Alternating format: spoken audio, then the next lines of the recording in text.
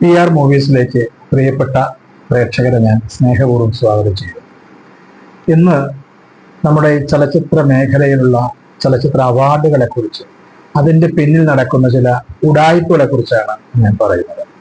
നമ്മളൊക്കെ ആദരിക്കുന്ന, ലോകം മുഴുവനും ആദരിക്കുന്ന മഹാന്മാരായിട്ടുള്ള ചലച്ചിത്ര പ്രതിഭകളുടെ പേരിൽ ഏർപ്പെടുത്തുന്ന ചില വ്യക്തികളും ചില സ്വകാര്യ സംഘടനകളൊക്കെ തന്നെ ചേർന്ന് ചെയ്യുന്ന ചില അവാർഡ് പ്രഖ്യാപനങ്ങളും അവാർഡ് വിതരണ പരിപാടികളൊക്കെ ഉണ്ട്. അത് ശുദ്ധ തട്ടിപ്പാണെന്ന് തന്നെ പറയേണ്ടി വരും. കഴിഞ്ഞ കുറെ കാലങ്ങളായിട്ട് തുടരുന്ന ഒരു പ്രവൃത്തിയിൽ അടുത്ത കാലത്തായിട്ട് അത് വ്യാപകമാകുന്നുണ്ട്. അർഹിക്കുന്ന പല കലാകാരന്മാരെയും അല്ലെങ്കിൽ സിനിമാ മേഖലയിൽ അവാർഡിന് അർഹരായ പല പ്രതിഭകളെയും അവഗണിച്ചുകൊണ്ട് അവർക്ക് താല്പര്യമുള്ള, ഈ സംഘടനകൾക്ക് താല്പര്യമുള്ള ചില ആൾക്കാരെ തിരഞ്ഞെടുക്കുകയും അവർക്ക് അവാർഡ് കൊടുക്കുകയും അതൊരു വലിയ മാമാങ്കമായിട്ട് ആഘോഷിക്കുകയും ചെയ്യുന്ന ഒരു തരം ഉഡായിപ്പ് പരിപാടി അത് കുറെ നാളുകളായി നടന്നു വരികയാണ്. ഒരു തരത്തിലും നമുക്കത് അംഗീകരിക്കാൻ കഴിയില്ല. ഈ അവാർഡ് കൊടുക്കാനും അവാർഡ് പ്രഖ്യാപിക്കാനും ഒക്കെ അവർക്ക് സ്വാതന്ത്ര്യമുണ്ട്. അവർ നടത്തുന്നതിന്റെ വിയോജിപ്പേക്കാളുപരി അവര് ഒരാൾക്കൊരു അവാർഡ് കൊടുത്തു കഴിഞ്ഞാൽ അതേ കാറ്റഗറിയിൽപ്പെട്ട അവാർഡിന് അർഹരായ എത്രയോ മഹാപ്രതിഭകളുണ്ട്, അവരെയൊക്കെ ഇൻസൾട്ട് ചെയ്യുന്നൊരു ഏർപ്പാടാണ്. ഒരു മാനദണ്ഡവും അതിനകത്തില്ല. ഈ പല അവാർഡുകളും പണം അങ്ങോട്ട് കൊടുത്തിട്ടാണ് അവാർഡുകൾ കൊടുക്കുന്നതായിട്ട് കേട്ടിട്ടുണ്ട്. പൈസ കൊടുത്ത് നമുക്ക് അവാർഡ് കിട്ടും. മികച്ച നടൻ, മികച്ച നടി, സിനിമാ മേഖലയിലെ പല കാറ്റഗറിയിലുള്ള ആൾക്കാർക്കാണ് അവാർഡുകൾ കൊടുക്കുന്നത്.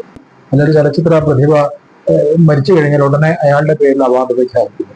ചില ആൾക്കാർ, ചില അല്പന്മാരെ കിട്ടുന്ന അവാർഡ് വാങ്ങിച്ച് തൊഴിൽ പിടിച്ചങ്ങ് പോകും. 2024 മികച്ച സിനിമ എന്ന് പറയുമ്പോൾ മികച്ച സിനിമയ്ക്ക് തന്നെ അവാർഡ് കൊടുക്കണം, മികച്ച ക്യാമറാമാന് കൊടുക്കണം, മികച്ച സംവിധായകന് കൊടുക്കണം, മികച്ച തിരക്കഥാകൃത്ത് കൊടുക്കണം. അങ്ങനെ ഒന്നുമില്ലാതെ അവർക്ക് തോന്നുന്ന ചില ആൾക്കാർക്ക് കൊടുക്കാനുള്ള ചില ഉഡായിപ്പ് പരിപാടികൾ നടക്കുന്നത് ശരിയല്ല എന്നൊരു അഭിപ്രായമാണ് ഞാൻ നിങ്ങളുമായിട്ട് പങ്കുവയ്ക്കുന്നത്. അത് തന്നെയല്ല, മഹാരഥന്മാരായിട്ടുള്ള ആൾക്കാരുടെ പേരിലാണ് നടക്കുന്നത്.